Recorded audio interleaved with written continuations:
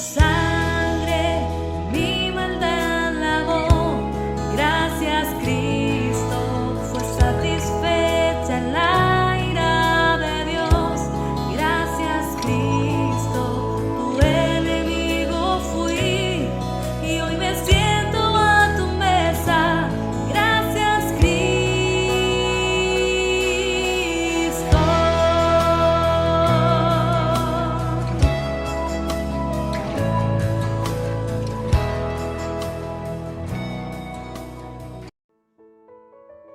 Saludo a cada persona que está siguiendo la serie de estudios Pasión y Resurrección, preparada con el propósito de recordar la maravillosa obra de nuestro Señor Jesucristo que hizo por cada uno de nosotros. Los temas de la serie son varios que se han ido presentando en una secuencia bastante interesante. El primer tema de la serie presentado fue la última cena. El segundo tema fue el Getsemaní. Luego, la pasión de Cristo. Crucifixión, muerte y sepultura fue el siguiente tema. Y el que nos convoca hoy en día es la resurrección, para finalizar con el último tema, que es la Gran Comisión. Les invito a ponerse cómodos, a tomar lápiz, apunte, su Biblia, para poder sumergirnos en este interesante estudio de esta serie que queremos compartir con ustedes con mucho cariño. Primero y antes de comenzar, vamos a orar a nuestro Señor para que nos guíe y podamos estar concentrados y atentos, y que el Espíritu Santo de Dios nos revele su palabra en este día de estudio. Señor, te damos gracias por la obra maravillosa que hiciste en la cruz del Calvario por nosotros. Sin merecerlo, Señor, nos diste un regalo que es la salvación. Por eso te damos gracias, Señor. Y también pedimos que tu Espíritu Santo nos guíe en el día de hoy, en este estudio, para que podamos entender, Señor, aplicar en nuestras vidas, Señor, y se nos pueda revelar el sacrificio maravilloso de tu obra en la cruz. Y como el tema de hoy, Señor, nos convoca la resurrección, que podamos, Señor, fortalecer nuestra fe y nuestra esperanza en ti, Señor, porque la resurrección, Señor, nos da esa fe y esa esperanza, Señor, para proseguir adelante y alcanzar nuestra meta, Señor, que es en ti. Gracias por este día, Señor, por los que van a escuchar tu palabra, y que podamos aprender y tu Espíritu Santo nos revele cada día algo nuevo, Señor, de lo que tú tienes para nuestras vidas. Muchas gracias, Señor. Amén. Para comenzar, queridos hermanos, hermanas y personas que están siguiendo esta serie, les invito a abrir sus Biblias en el libro de Lucas, capítulo 24. Vamos a leer a modo de introducción el versículo 1 al 12. Dice así: había un varón llamado José de Arimatea, ciudad de Judea, el cual era miembro del concilio, varón bueno y justo. Este, que también esperaba el reino de Dios y no había consentido en el acuerdo ni en los hechos de ellos, fue a Pilato y pidió el cuerpo de Jesús, y quitándolo, lo envolvió en una sábana y lo puso en un sepulcro abierto en una peña, en el cual aún no se había puesto a nadie. Era el día de la preparación y estaba para comenzar el día de reposo, y las mujeres que habían venido con él desde Galilea siguieron también y vieron el sepulcro y cómo fue puesto su cuerpo. Y vueltas prepararon especias aromáticas y ungüentos, y descansaron el día de reposo conforme al mandamiento. El primer día de la semana, muy de mañana, vinieron al sepulcro, trayendo las especias aromáticas que habían preparado, y algunas otras mujeres con ellas. Y hallaron removida la piedra del sepulcro, y entrando no hallaron el cuerpo del Señor Jesús. Aconteció que, estando ellas perplejas por esto, he aquí se pararon junto a ellas dos varones con vestiduras resplandecientes, y como tuvieron temor y bajaron el rostro a tierra, les dijeron: ¿por qué buscáis entre los muertos al que vive? No está aquí, sino que ha resucitado. Acordaos de lo que os habló cuando aún estaba en Galilea, diciendo: es necesario que el Hijo del Hombre sea entregado en manos de hombres pecadores y que sea crucificado y resucite al tercer día. Entonces ellas se acordaron de sus palabras y, volviendo del sepulcro, dieron nuevas de todas estas cosas a los 11 y a todos los demás. Eran María Magdalena, Juana y María, madre de Jacobo, y las demás con ellas, quienes dijeron estas cosas a los apóstoles. Mas a ellos les parecía locura las palabras de ellas y no las creían. Pero levantándose Pedro corrió al sepulcro y cuando miró dentro vio los lienzos solos y se fue a casa maravillándose de lo que había sucedido. Qué hermoso relato el de Lucas, que nos habla de este evento maravilloso que se relata en los demás evangelios, del evento de la resurrección de nuestro Señor Jesucristo. Para ir desglosando este tema, vamos a dividir este estudio en 3 etapas. La organización del estudio es el número 1, el tema número 1 va a ser evidencias de la resurrección. El tema número 2, importancia de la resurrección, y el número 3, resultados de la resurrección. Les invito entonces a comenzar este viaje por este tema que nos da esperanza, que nos aumenta la fe acerca de nuestro Salvador y la obra maravillosa que continúa haciendo por cada uno de nosotros. Vamos a ver entonces la primera evidencias de la resurrección, que se divide en 3 áreas: la tumba, la guardia y las apariciones. Jesús fue juzgado la mañana antes que comenzara el día de reposo por Poncio Pilato, el prefecto romano, y ejecutado por la tarde. Recordemos que Jesucristo fue juzgado por lo que él dijo ser, el Hijo de Dios y Dios mismo, por sus palabras, por su persona, no porque haya cometido algún crimen, sino que su palabra desafió toda autoridad humana de esa época y sigue desafiando los días de hoy a toda autoridad humana de esta tierra. Molesta el nombre de Jesús, por eso le crucificaron. Cuando llegó la noche, víspera del día de reposo, como dice Marcos 15:42, Jesús fue puesto en una tumba. Esta tumba fue provista por José de Arimatea, un hombre de influencia. Justo antes de la puesta del sol, el comienzo del Sabbat judío. Esta postura del cuerpo de Jesús fue rápido y abogó por él José de Arimatea. ¿Saben que Jesucristo fue juzgado por llamarse rey de los judíos, hijo de Dios, desafiar a toda autoridad humana y decir que era Dios mismo? Por lo tanto, él fue juzgado por traición, por proclamarse rey. Su destino al ser juzgado por traición era la fosa común. Allí eran tirados las personas que eran juzgadas y torturadas en la cruz por decir tal aberración para las autoridades de turno. En una fosa común, Jesucristo no habría tenido un sepulcro cerrado con una piedra, ni habría sido custodiado por una guardia. Sus seguidores, si hubiesen querido engañar a alguien, hubiesen aprovechado tal vez esta instancia como para robar el cuerpo de Jesús, que es una de las hipótesis que manejan los que contradicen la resurrección de nuestro Señor Jesucristo. Por lo tanto, mejor hubiese sido que Dios permitiera o sus discípulos hubiesen gestionado el que quede en una fosa común, donde tal vez era mucho más fácil sacarle.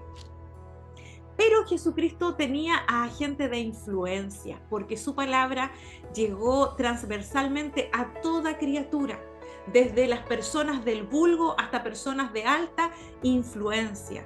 Y aquí encontramos a José de Arimatea, una persona que gestionó el cuerpo de Jesús. Fue ante Pilato, se dio a conocer, no negó que era seguidor de Cristo y le pidió el cuerpo a Pilato para poder ponerlo en un sepulcro. Este aliado póstumo de Jesús no tuvo temor ni vergüenza al darse a conocer como uno de sus seguidores. Recordemos que la tortura del Imperio Romano hacia los que se declaraban traicioneros o se proclamaban rey como lo hizo Jesús era brutal. Por lo tanto, sus seguidores estarían muy asustados por presentarse ante Pilato y decir que eran sus seguidores. De hecho, estaban entristecidos, estaban decaídos, su fe estaba debilitada. Le habían matado a su maestro. Pues José de Arimatea se presenta ante Pilato y gestiona el cuerpo de Jesucristo. Jesús había impactado en el corazón de este hombre de influencia. En los versículos bíblicos que vamos a ir leyendo se destacan algunas cualidades de José de Arimatea. Era una persona honesta, que no se arriesgaría a presentarse delante de Pilato para robar el cuerpo de Jesús y simular una resurrección. En Mateo 27, 57 al 61, relata que José de Arimatea era un hombre adinerado que había sido discípulo de Jesús. En Marcos 15, 43 al 47 dice que era un miembro noble del concilio, que entró osadamente ante Pilato. En Lucas 23, 50 dice que era varón bueno y justo. Y en Juan 19, 38 al 39 dice que rogó a Pilato secretamente para que le entregara el cuerpo de Jesús por miedo de los judíos. Por lo tanto, este hombre honesto, como se relata en todos estos textos bíblicos, miembro noble del concilio, era bueno y justo, no se iba a exponer para una mentira.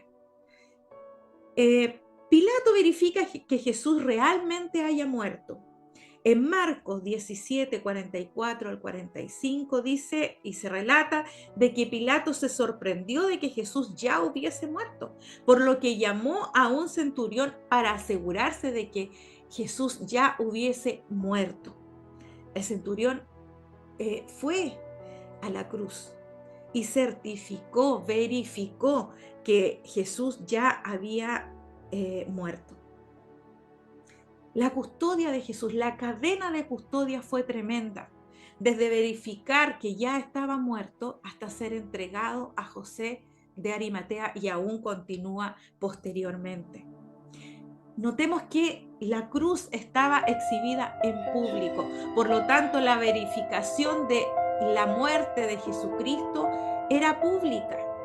No podían inventar, como es otra de las teorías, de que el cuerpo de Jesucristo estaba sufriendo algún tipo de ataque que parecía que estaba muerto, pero la verdad es que no era así. La guardia romana, que le tenía mucho temor a su autoridad, no iba a equivocarse. Verificaron que Jesucristo realmente había expirado. Vemos más adelante que es entregado el cuerpo de Jesucristo a este hombre, a José de Arimatea, y Nicodemo trae aloe y mirra. Dice en Juan 17, 39 al 42, también se menciona a Nicodemo trayendo un compuesto de mirra, la mirra es un perfume muy costoso, y aloes como 100 libras, una gran cantidad de kilos para ungir el cuerpo de Jesús rápidamente, porque se acercaba ya el día de reposo. Con este aloe y mirra, no se dice si usaron todo o una parte, untaron los lienzos y envolvieron el cuerpo de Jesucristo con estas especies aromáticas, según la costumbre de los judíos, no como los griegos y los romanos que acostumbraban quemar a los cuerpos de sus muertos, ni como los egipcios que los embalsamaban. Es maravilloso también recordar quién fue Nicodemo y que tampoco se avergonzó de darse a conocer como uno de los seguidores de Jesucristo. No olvidemos que fueron los judíos, los miembros del Sanedrín, esta gente de influencia y de poder que no creyeron en el Mesías. Pero vemos a Nicodemo y vemos también a José de Arimatea como hombres de influencia que no se avergonzaron ni atemorizaron de darse a conocer como seguidores de Jesucristo, aun cuando muchos de sus discípulos estaban ya desanimados y entristecidos por la muerte del Maestro. La tumba de Jesucristo se ha hablado bastante y hay especulación del lugar exacto. Lo que dice la Escritura en Juan 19, 40 al 42 es lo siguiente. Juan 19, 40 al 42. Vamos a leer. Dice: tomaron pues el cuerpo de Jesús y lo envolvieron en lienzos con especias aromáticas, según es costumbre sepultar entre los judíos. Ya vimos que era aloe y mirra. Y en el lugar donde había sido crucificado había un huerto. Notemos que dice en el lugar, o sea, cercano al lugar donde había sido crucificado, había un huerto. Y en el huerto dice un sepulcro nuevo. Estamos hablando de un lugar no muy distante al lugar en el que fue ejecutado, crucificado nuestro Señor Jesucristo. Este sepulcro nuevo en el cual aún no había sido puesto ninguno, el sepulcro de José de Arimatea. Allí pues, por causa de la preparación de la Pascua de los judíos y porque aquel sepulcro estaba cerca, pusieron a Jesús. Notemos entonces, primero la cadena de custodia, verificaron que Jesucristo estaba muerto, enviaron a un centurión. Este no se iba a equivocar ante el Imperio Romano, que había recién torturado y crucificado hasta la muerte a nuestro Señor Jesucristo. Luego llegan Nicodemo y llegan José de Arimatea para ungir y envolver el cadáver del cuerpo de Jesucristo y ponerlo rápidamente en una tumba cercana al lugar de la crucifixión, donde había un huerto, porque se acercaba el día de reposo. Por lo tanto, ellos no podían estar en el día de reposo realizando un trabajo como observadores de la ley que era. Por lo tanto, pusieron allí a Jesús rápidamente, le envolvieron, probablemente con el propósito de volver el primer día de la semana y seguir con el proceso de la unción del cuerpo de Jesús y prepararlo para su sepultura, digamos, definitiva. Se menciona que en el lugar donde Jesús había sido crucificado, entonces había un huerto, y en el huerto un sepulcro en el cual aún no había sido puesto ninguno. Este dato nos da la información de que el cuerpo de Jesús no fue llevado lejos, por lo que el cuerpo no pudo haberse perdido, estando el lugar de su muerte tan cercano al lugar de la sepultura. Allí entonces ponen el cuerpo de nuestro Señor Jesucristo. La razón entonces de haber sido puesto allí tan cerca del lugar de su muerte fue además porque se acercaba el inicio del día de reposo y debía terminar pronto, ellos deberían terminar pronto para regresar a sus casas, como se relata en Juan 19, 42 y Lucas 23, del 54 al 56. Las mujeres prepararían especies y ungüentos. Además, ya en sus casas, las mujeres ya volvieron a sus casas.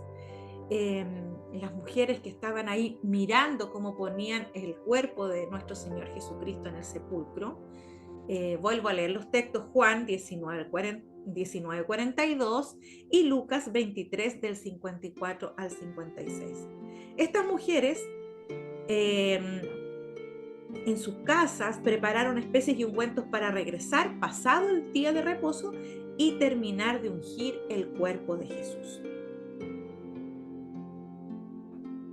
Una vez envuelto entonces el cuerpo de Jesús, fue puesto en el sepulcro nuevo, cavado en una piedra, y luego puesto en ese lugar se hizo rodar una gran piedra a la entrada del sepulcro para dejarlo allí, como dice Mateo 26, 60. Dice así: y lo puso en su sepulcro nuevo que había labrado en la peña, y después de hacer rodar una gran piedra a la entrada del sepulcro se fue. Otros versículos bíblicos: Marcos 17, 46 al 47 y Lucas 23, 53. ¿Qué se habla de la tumba actual de Jesús? Mucho se dice, han encontrado supuestas tumbas de nuestro Señor Jesucristo en la actualidad. Bueno, en la actualidad el Gólgota es un acantilado que se asemeja a una calavera y se encuentra a las afueras de la puerta de Damasco, cerca del exterior de las murallas de Jerusalén. Es posible que en el lugar del Gólgota, donde tuvo lugar la crucifixión, coincida con lo descrito en Juan 19, 17 al 20. Hay varias supuestas tumbas de Jesús, pero no hay evidencia consistente para afirmar que una de ellas sí, en el día de hoy, es la tumba de nuestro Señor Jesucristo. Probablemente porque el ser humano es tan idólatra que nosotros nos apropiamos de objetos para la adoración y no de nuestro Dios soberano y nuestro Cristo resucitado, que no necesita un lugar ni una imagen para exaltarle.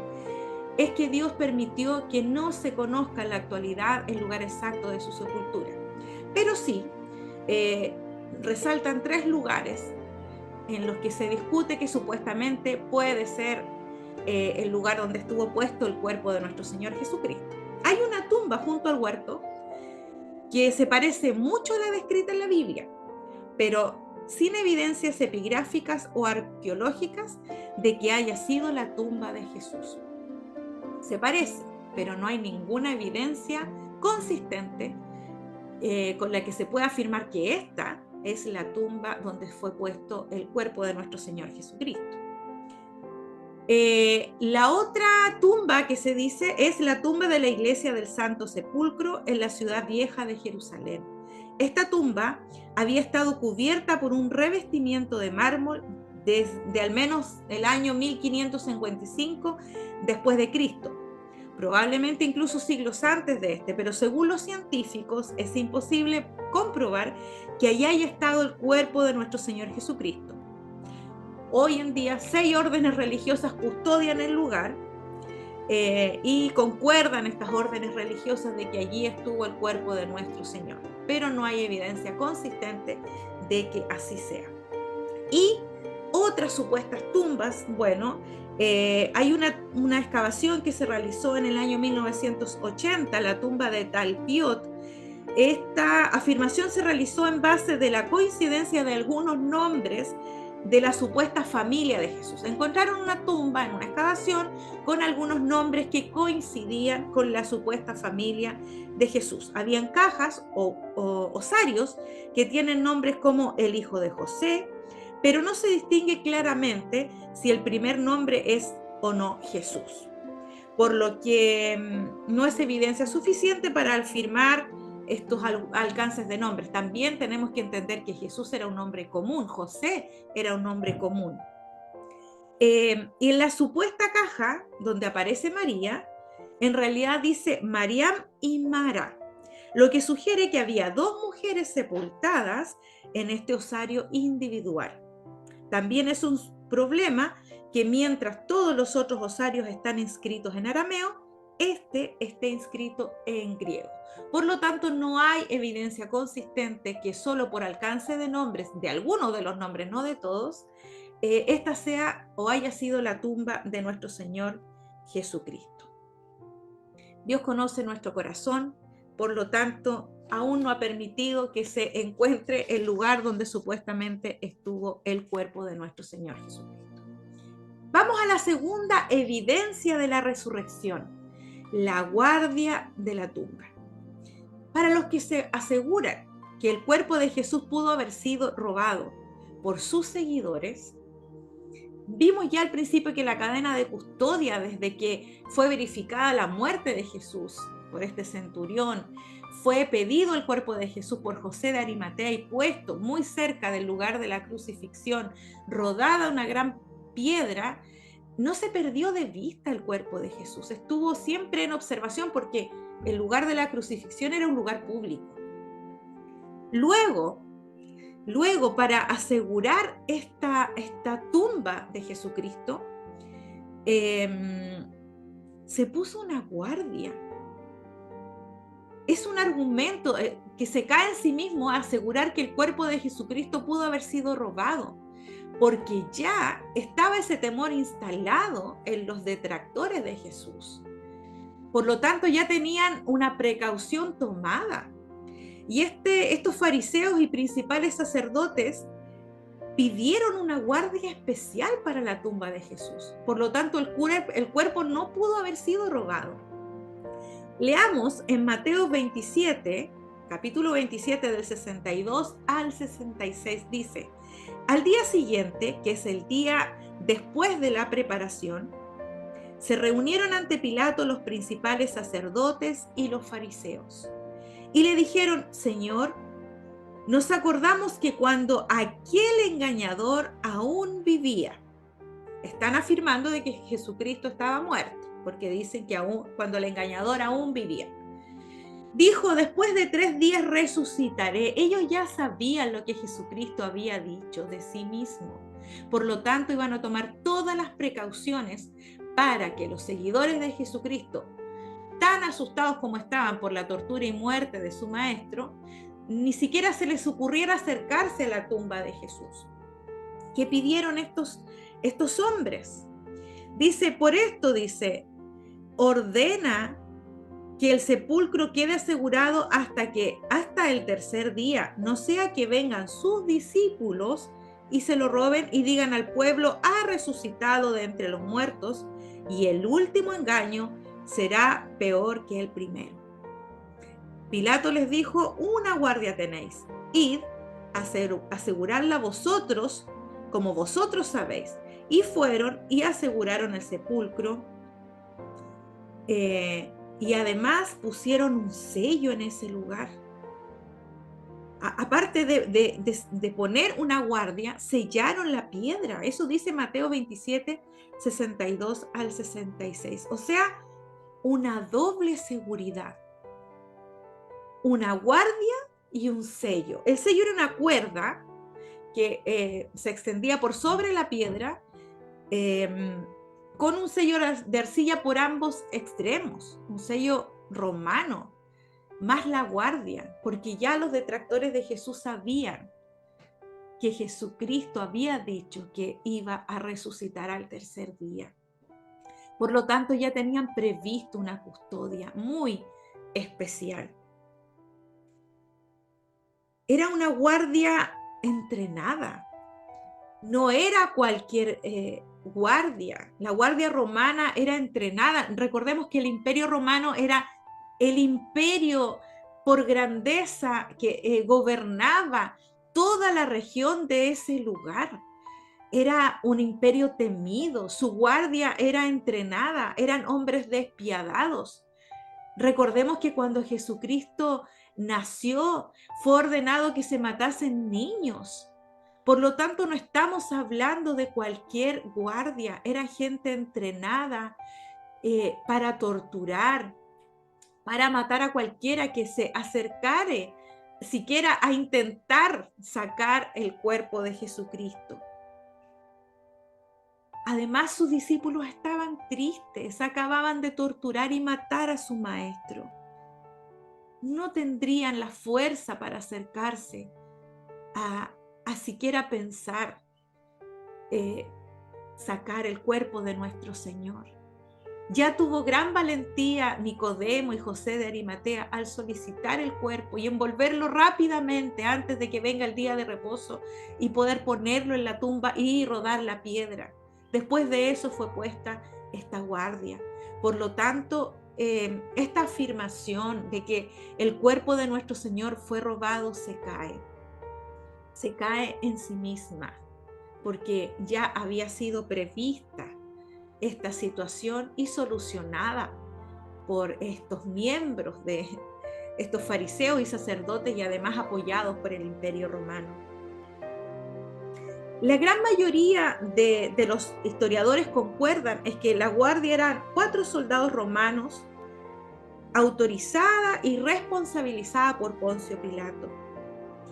Los discípulos no enfrentarían a esta guardia, además estaban cansados y fatigados. La guardia no se pudo haber dormido ni cansado porque eran hombres de guerra entrenados. Además eran 4 soldados que eran relevados cada 4 horas. Por lo tanto, no había ninguna posibilidad de que solo custodiaran la sepultura de un hombre que recién habían torturado y muerto. Sus seguidores estaban asustados. No enfrentaba para ellos ningún riesgo el estar custodiando el cuerpo de Jesucristo y esta tumba con esta enorme piedra y el sello romano.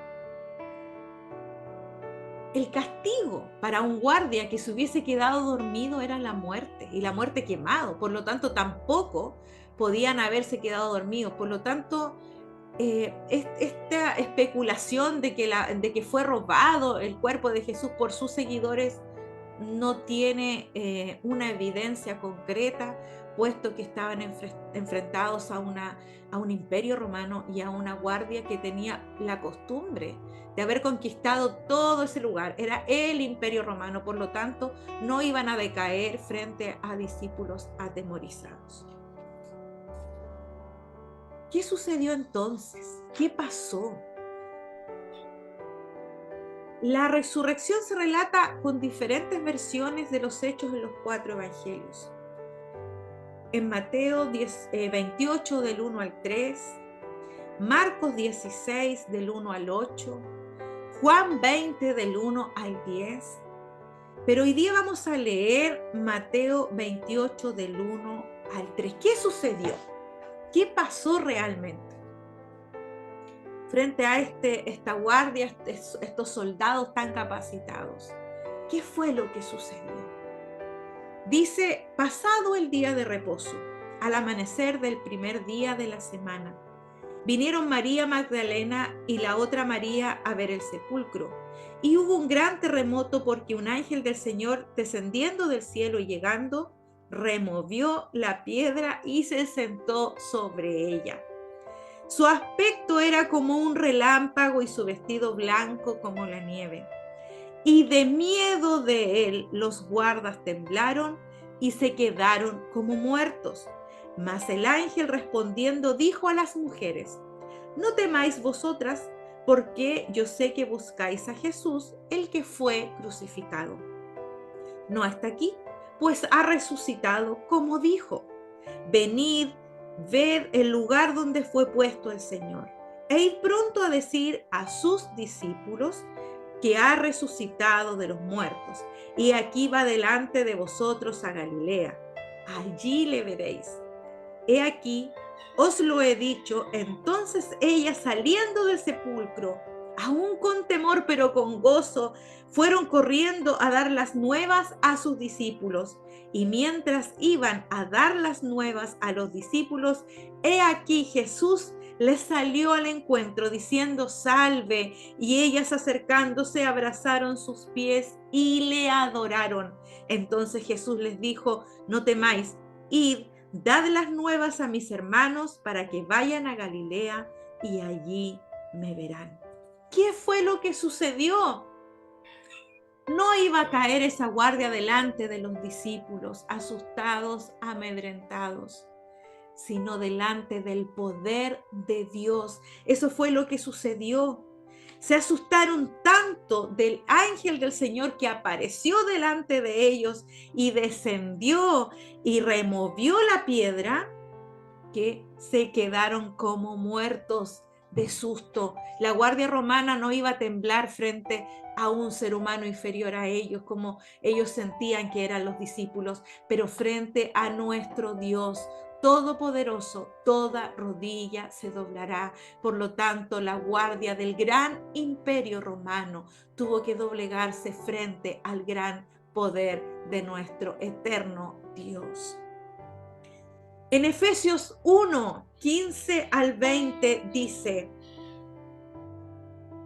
Por esta causa también yo, habiendo oído de vuestra fe en el Señor Jesús y de vuestro amor para con todos los santos, no ceso de dar gracias por vosotros, haciendo memoria de vosotros en mis oraciones, para que el Dios de nuestro Señor Jesucristo, el Padre de gloria, os dé espíritu de sabiduría y de revelación en el conocimiento de Él, alumbrando los ojos de vuestro entendimiento, para que sepáis cuál es la esperanza que a Él os ha llamado, y cuáles las riquezas de la gloria de su herencia en los santos, y cuál es la supereminente grandeza de su poder para con nosotros los que creemos, según la operación del poder de su fuerza, la cual operó en Cristo, resucitándole de los muertos y sentándole a su diestra en los lugares celestiales. ¿Qué pasó? Fue el poder de Dios, el poder de Dios que hizo que Cristo, que es Dios mismo, su poder lo levantara de los muertos. Hubo un gran terremoto. Si leen los otros versículos bíblicos que se citaron, van a poder ver los otros detalles que se relatan. Hubo un gran terremoto, un ángel removió la piedra y el poder de Cristo mismo, Dios le levantó de los muertos. Eso fue lo que sucedió, y la guardia del gran imperio romano dobló sus rodillas delante de nuestro Dios. Ningún imperio en la tierra, ninguno, por más poderoso que se crea, va a dejar de doblar sus rodillas delante de nuestro Dios. Si no lo hace ahora, va a llegar el momento en que eso ocurra, porque nuestro Dios poderoso, sobrenatural, el que hace cosas maravillosas, levantó a Cristo, que es Dios mismo, de entre los muertos. Este evento tremendo aterrorizó a la guardia. No tienen otra opción, la guardia no tiene otra opción que ir a los principales sacerdotes, quienes les persuaden con mucho dinero y les aseguran protección mediante sobornos frente al gobernador, para que inventen una historia, porque el gran imperio romano no podía decir que los soldados se doblegaron ante el poder de Dios. ¿Qué fue lo que pasó? Los principales sacerdotes, que eran gente muy adinerada y con mucha influencia, sobornaron y les hicieron inventar una historia. ¿Cómo podían ellos dormirse? ¿Cómo podían los seguidores de Jesucristo rodar la piedra? Tenían que inventar algo. Y les dieron mucho dinero para que ellos se pusieran a salvo. Pero la piedra fue removida por el poder de Dios. Eso fue lo que ocurrió. Esa es la historia real. Vamos a leer el informe de la guardia que dieron estos soldados del gran imperio romano. Dice: mientras ellas iban, aquí unos de la guardia fueron a la ciudad y dieron aviso a los principales sacerdotes de todas las cosas que habían acontecido, y reunidos con los ancianos y habido consejo, dieron mucho dinero a los soldados, diciendo: decid vosotros, sus discípulos vinieron de noche y lo hurtaron. Una mentira que se cae en sí misma. Mateo 28, 11 al 15. Se tuvieron que poner en ridículo estos soldados y tuvieron que recibir mucho dinero para escapar, para huir del imperio romano, para esconderse, porque la guardia romana no iba a decaer frente a discípulos atemorizados. Esta guardia se removía, se cambiaba cada 4 horas, habían puesto un sello. ¿Cómo es que tuvieron tanto temor frente a los discípulos de Jesús? Bueno, ellos tuvieron que decir eso. Esto fue lo que le aconsejaron los sacerdotes, para que no salga la evidencia de que nuestro Señor había resucitado. Dice: sus discípulos vinieron de noche y lo hurtaron, estando nosotros dormidos. Otra mentira. Y si esto lo oyera el gobernador, nosotros le persuadiremos y os pondremos a salvo. Y ellos, tomando el dinero, hicieron como les habían instruido. Este dicho se ha divulgado entre los judíos hasta hasta el día de hoy. Se dan cuenta que les aconsejaron decir, murmurar por distintos lugares esto. Y si esto lo oyera el gobernador, no es que ellos fueron al gobernador, sino que divulgaran esta mentira y después se escondieran, porque si los encontraban los mataban. Solo el rumor, divulgaron un rumor mentiroso, y además soldados del Imperio Romano se dejaron en evidencia como seres inferiores en poder y se atemorizaron frente a los discípulos. Esta es la mentira que les hicieron decir los sacerdotes.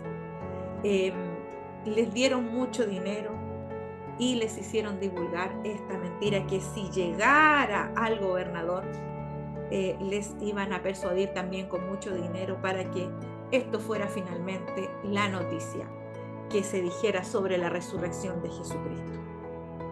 Pese a toda esta confabulación por callar lo que realmente sucedió en la tumba de Jesús,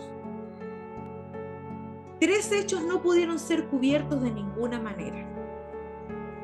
La gran piedra estaba removida. Los soldados de la guardia dormían entonces tan profundamente que no escucharon romper el sello y cómo se movía una enorme piedra. Número 2, la tumba estaba vacía. La guardia seguía tan dormida que no escuchó a los discípulos sacar el cuerpo de Jesús. Número 3, los lienzos y sudarios estaban en la tumba, ordenaditos allí puestos. Los guardias siguieron tan dormidos que no escucharon desenvolver el cuerpo de Jesús. La verdad es que hay que tener más fe para creer en el relato de la guardia de la tumba que en el relato de la resurrección de nuestro Señor Jesucristo. La guardia fue sobornada. Ellos tuvieron que ponerse en ridículo, quedar como inferiores como soldados que tuvieron temor a los discípulos de Jesús. Pero la verdad es que nuestro Señor resucitó, y este informe de la guardia se cae en sí mismo, un relato mentiroso, un informe manipulado. Y la verdad es que estos guardias deben haber arrancado, deben haberse escondido, y yo creo que más temor tenían en este momento del ángel que vieron y que el Señor resucitó. Estaban confundidos, estaban atemorizados, pero no por los discípulos, sino por el evento de la resurrección de nuestro Señor Jesucristo. Hemos visto y analizado entonces las evidencias de la tumba y la guardia. Vamos a leer en Mateo 28, 2 al 4, que dice: y hubo un gran terremoto, porque el ángel del Señor, descendiendo del cielo y llegando, removió la piedra y se sentó sobre ella, y su aspecto era como un relámpago y su vestido blanco como la nieve, y de miedo de él los guardas temblaron y se quedaron como muertos.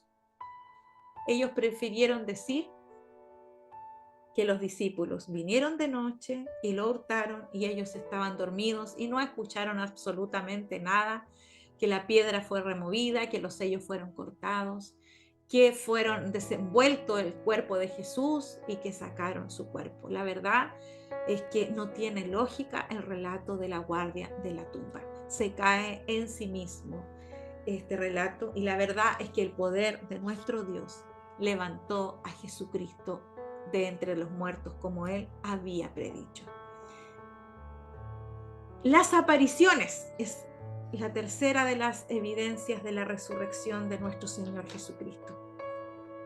No solo la guardia de la tumba tuvo que presenciar un evento maravilloso, sino también durante 40 días Jesús se aparece de forma individual y grupal a sus seguidores.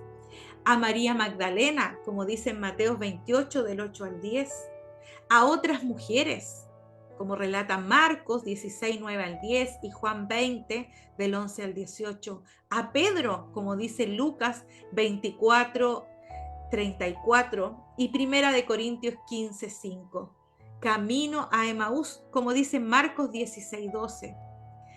y Lucas 24, 13 al 32. En el aposento alto, como relata Lucas 24, 36 al 43 y Juan 20, 19 al 35. A sus discípulos y Tomás, como relata Marcos 16, 14 y Juan 20, 26 al 29. A 7 discípulos junto al mar de Galilea, como relata Juan 21, 1 al 24. A los apóstoles más 500 personas y Jacob, como dice Primera de Corintios 15, 6 al 7. A los que presenciaron la ascensión, como dice Mateo 28, 18 al 20, y los relatos de Marcos 16, 19, Lucas 24, 44 al 53, Hechos 1, 3 al 12.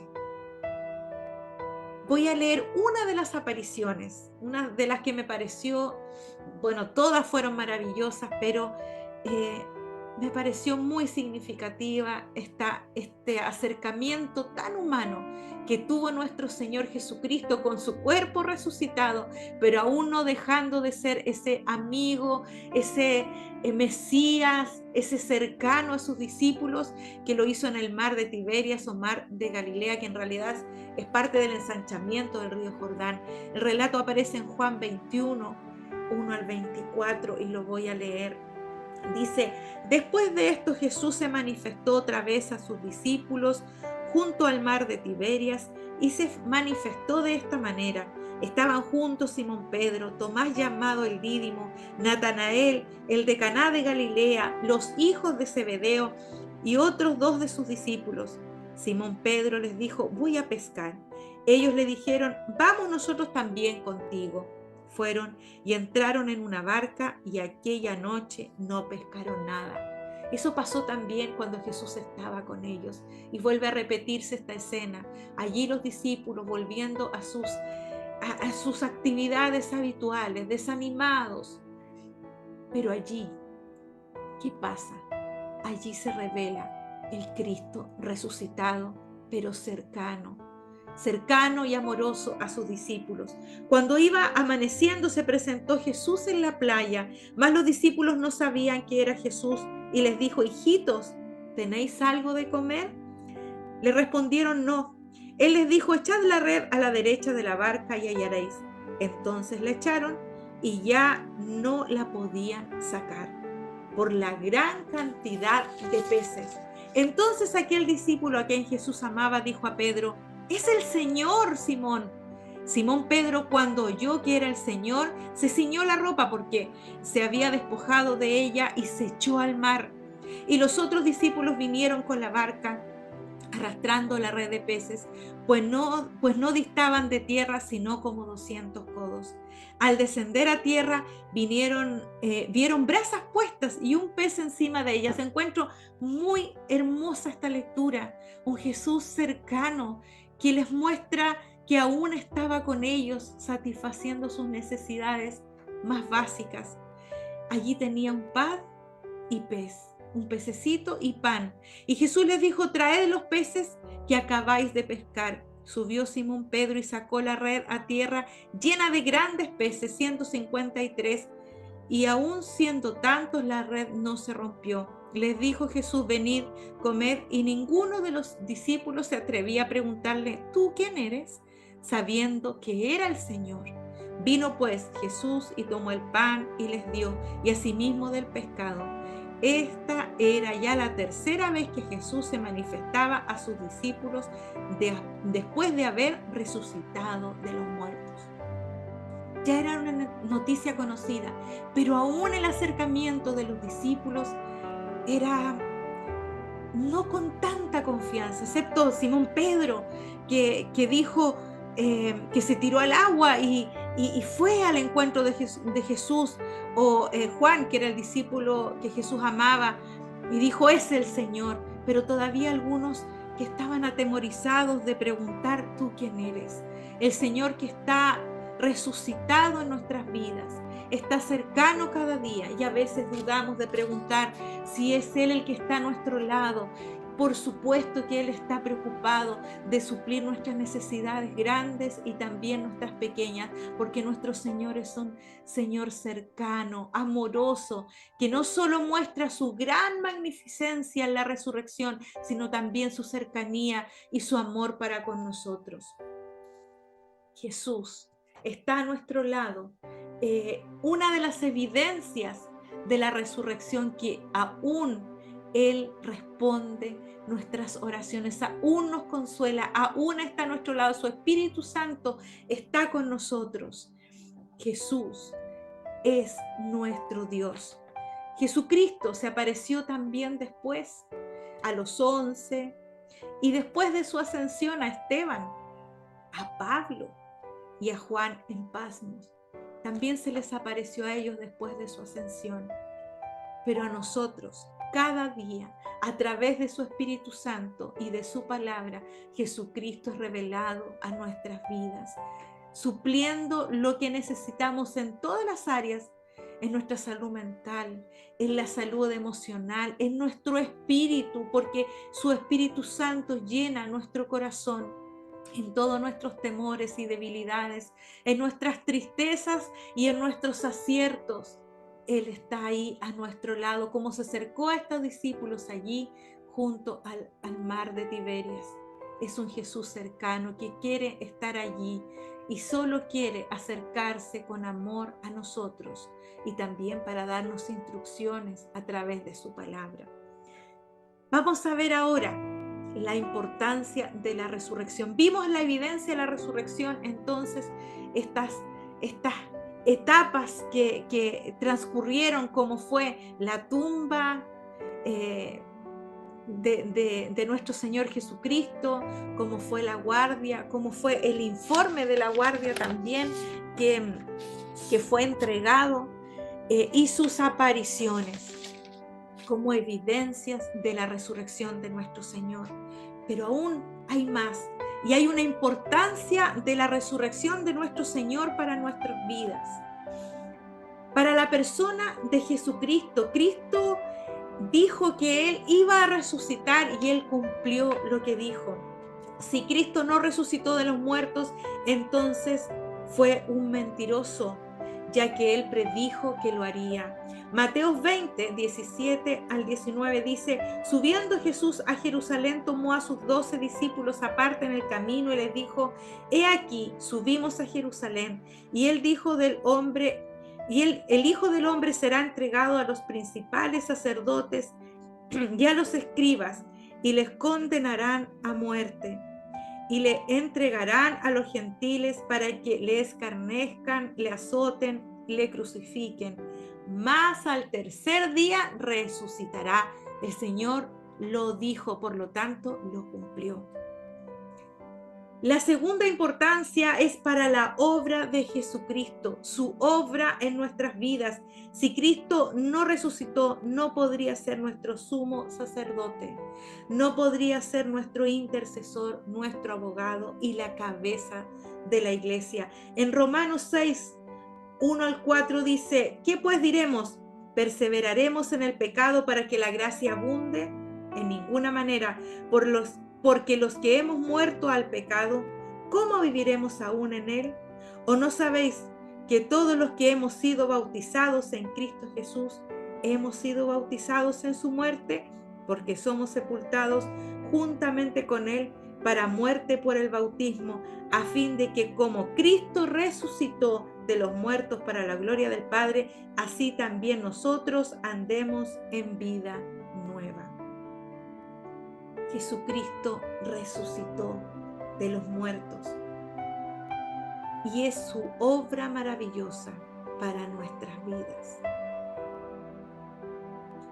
Para el Evangelio se basa en que Jesucristo murió y resucitó. Él pagó por nuestros pecados, como dice en 1 Corintios 15, 3 al 8, porque primeramente os he enseñado lo que asimismo recibí, que Cristo murió por nuestros pecados conforme a la Escritura, y que fue sepultado y que resucitó al tercer día conforme a las Escrituras. y que apareció a Cefas y después a los 12, y después apareció a más de 500 hermanos a la vez, de los cuales muchos viven aún y otros ya duermen. Después apareció a Jacobo, después a todos los apóstoles y al último de todos, como a un abortivo, me apareció a mí, dice Pablo. También en Romanos 4:25 dice, cuál fue entregado por nuestras transgresiones y resucitado para nuestra justificación. También una de las importancias de la resurrección es para que tengamos esperanza en Cristo Jesús para nosotros, para nuestra fe. Porque si Cristo no resucitó, nuestro testimonio es falso. Dice 1 Corintios 15, 13 al 19, porque si no hay resurrección de muertos, tampoco Cristo resucitó. Y si Cristo no resucitó, vana es entonces nuestra predicación, vana es también nuestra fe. Y somos hallados falsos testigos de Dios, porque hemos testificado de Dios que Él resucitó a Cristo, al cual no resucitó si en verdad los muertos no resucitan. Porque si los muertos no resucitan, tampoco Cristo resucitó. Y si Cristo no resucitó, nuestra fe es vana. Aún estáis en vuestros pecados. Entonces también los que durmieron en Cristo perecieron. Si en esta vida solamente esperamos en Cristo, somos los más dignos de lástima o de conmiseración de todos los hombres. Es importante la resurrección de Cristo para nosotros, porque si no, no tenemos esperanza de vida eterna, de resurrección, de un nuevo lugar en que habitaremos con Él. Nuestra fe se fortalece, nuestro ánimo se afirma en el entender que Cristo resucitó y que hay esperanza de vida eterna en Él. Él es nuestra vida eterna, Él es nuestra resurrección. Si no creemos eso, es nuestra fe vana. Por eso el entender que Cristo resucitó nos fortalece, nos anima y nos da esperanza. La última de la organización de este tema es los resultados de la resurrección. Vimos evidencias de la resurrección, importancia de la resurrección y ahora resultados de la resurrección. La importancia de la resurrección. Cristo no miente. Por su obra, porque Él realiza una obra de perdón y de renacimiento. Podemos revivir, somos vivificados en Cristo, y la evidencia o la importancia para nosotros para fortalecer nuestra fe. Los resultados de la resurrección. Es maravilloso entender que hay resultados hermosos en la resurrección de nuestro Señor Jesucristo. Nosotros tenemos un nuevo cuerpo gracias a la resurrección de nuestro Señor Jesucristo. Las personas reconocieron a Jesús. Él es un nuevo cuerpo, Él es un prototipo de un cuerpo inmortal, es el primogénito. Pero tenía también conexiones en este cuerpo resucitado con el cuerpo terrenal. Conservó las heridas, como dice en Juan 20, 25 al 29. Las personas lo reconocieron, como dice en Juan 20, 20. Traspasaba las puertas, como dice en Juan 20, 19. Tenía un cuerpo transformado, como dice 1 Corintios 15, 35 al 41. Es un cuerpo nuevo, glorificado y transformado. Y nos da esperanza a nosotros de que nosotros vamos a ser resucitados no solo en cuerpo, sino en espíritu. Nuestro espíritu, nuestra alma estaba perdida, estábamos muertos en delitos y pecados, y la resurrección de nuestro Señor Jesucristo nos da esa legítima esperanza de que vamos a pasar de muerte a vida. Además, prueba las afirmaciones que Él hizo de sí mismo. Él dijo que iba a resucitar, pues resucitó. Pedro valida que Jesús sea el Señor por la resurrección, como dice en Hechos 2:36. Pablo afirma que es el Hijo de Dios, como dice Romanos 1:4. Hay afirmaciones que se basaron en la resurrección de nuestro Señor Jesucristo. También es una condición para los ministerios eternos de nuestro Señor. Si Cristo no hubiese resucitado y hubiese quedado con una obra allí en la cruz, hubiese expiado nuestros pecados, nos hubiese perdonado y hubiese quedado solo allí, hasta allí la obra de Jesucristo. Su ministerio hubiese terminado allí, nos hubiese dado perdón, pero a través de su resurrección nos dio esperanza, una fe genuina y además esperanza de pasar de muerte a vida. Es importantísimo los ministerios que Jesucristo está ejerciendo ahora como Cristo resucitado y los que aún tiene que ejercer hasta el final de los tiempos y por la eternidad. Jesucristo es la cabeza de la iglesia, como dice Efesios 1:20 al 23. Dice, ¿y cuál?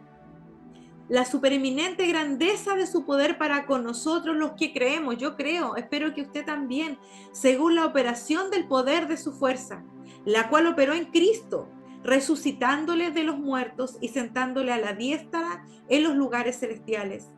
Sobre todo principado y autoridad y poder y señorío y sobre todo nombre que se nombra no solo en este siglo, sino también en el venidero.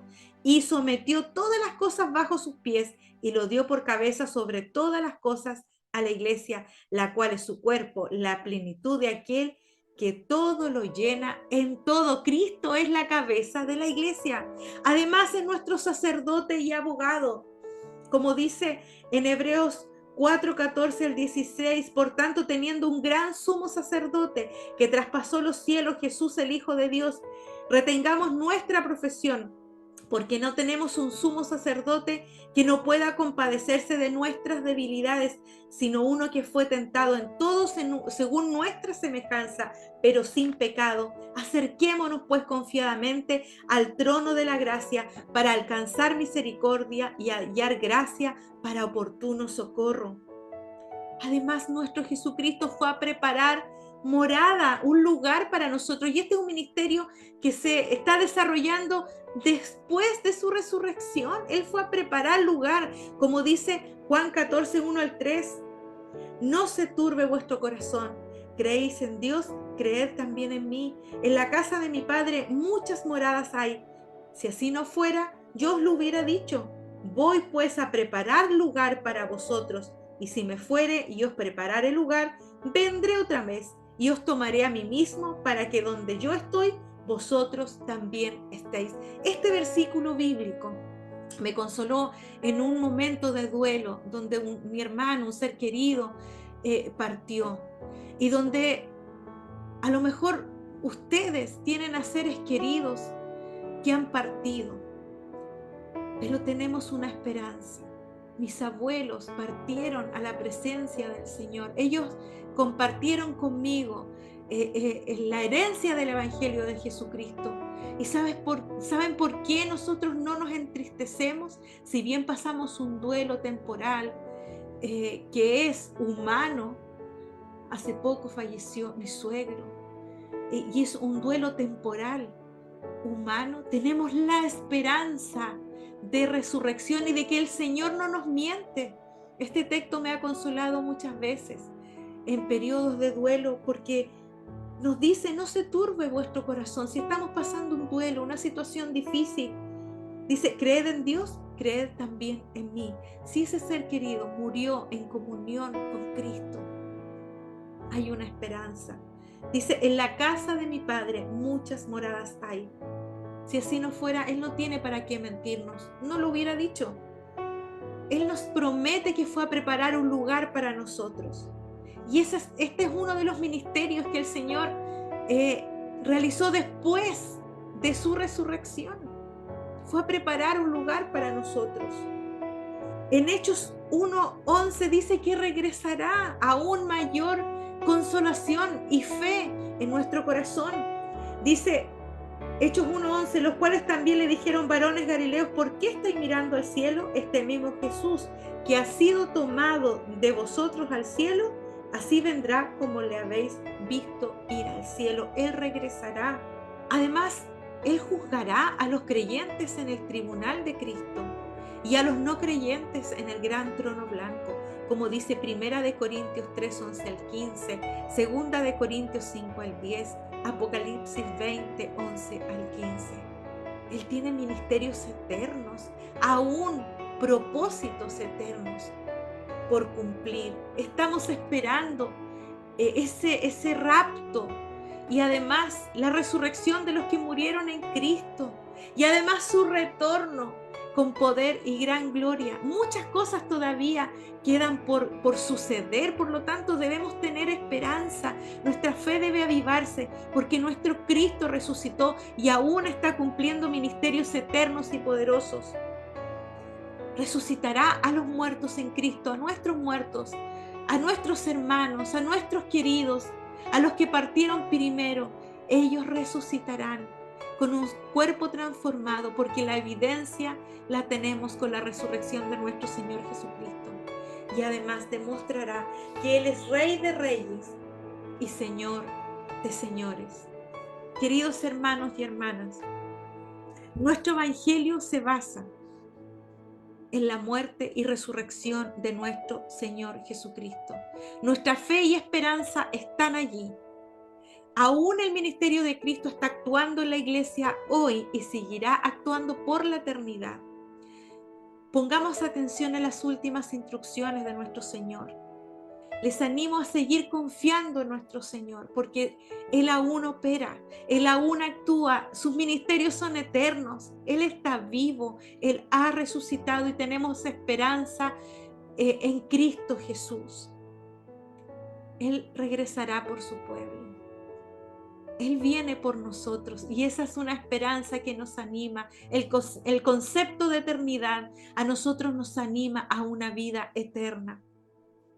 Y como dice en 1 Corintios 15, 13 al 19, si no hay resurrección de los muertos, si nosotros no creemos en eso, es vana nuestra predicación y vana nuestra fe. Queridos hermanos, hermanas que han escuchado este estudio, espero les haya sido de ánimo, porque uno de los objetivos es animarnos, es recordar que nuestro Señor ha resucitado. Tal vez nos encontramos, muchos de nosotros como sus discípulos, se encontraban en ese momento en que Jesucristo murió en la cruz del Calvario. Pero Él ha resucitado.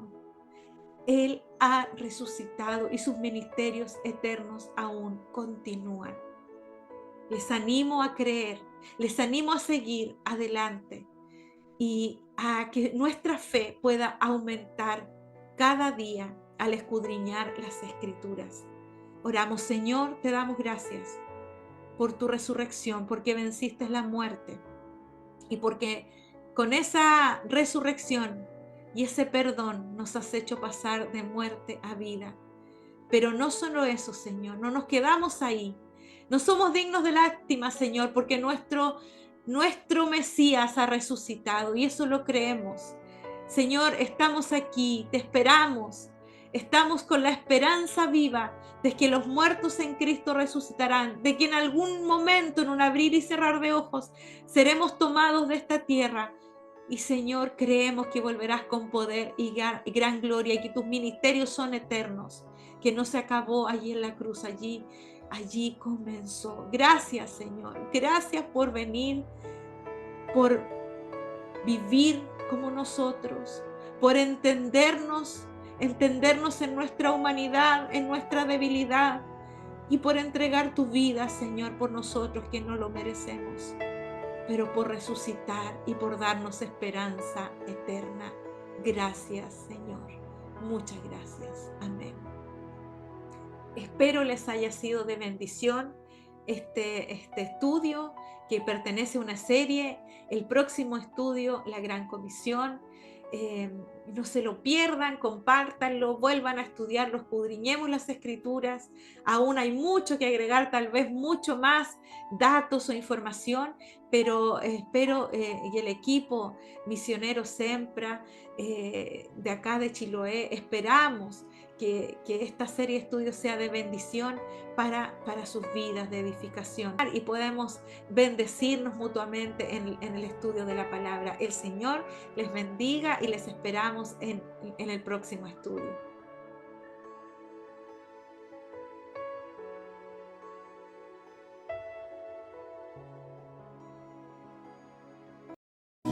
Tú sabes